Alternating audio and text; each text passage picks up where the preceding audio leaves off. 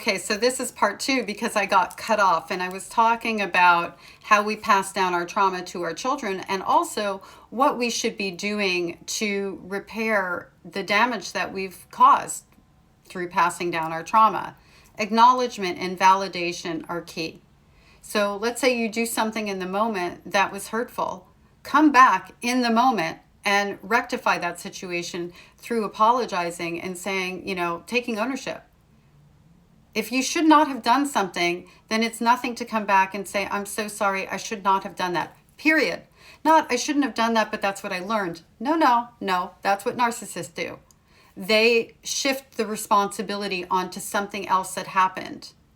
We're allowed to make mistakes. That's part of being a human being. And if you want to teach your children how to own their mistakes without feeling like it means they're a bad person, do that by modeling that behavior. Because one of the things I think that we learned in childhood was that if we owned our mistakes, we were going to be judged for being the bad people that we were because that's what we were taught we were in childhood. This is not that. This is actually showing up as a good person. And what do good or healthy people do? They own their mistakes. They recognize that a mistake isn't a definition of who they are. How they own that mistake, though, how they own that passing on of trauma, that is a definition of who we are as human beings.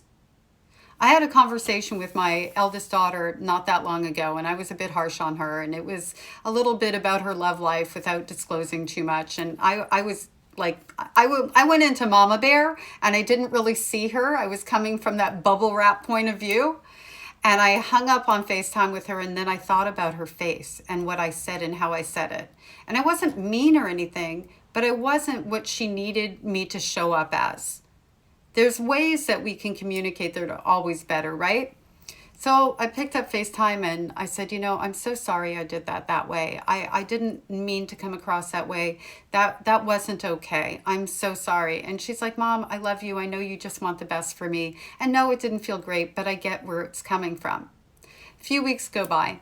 She FaceTimes me out of the blue and she goes, I was thinking back on that conversation. And I just love you so much for picking up the FaceTime and not leaving me hanging to recognize how I might have been feeling in that moment. And Mom, that's the reason I know you want what's best for me. And throughout all the mistakes and the things that you've done in our lifetime, because there's ways that I hurt my daughter when she was younger, she goes, that's the reason we are where we are.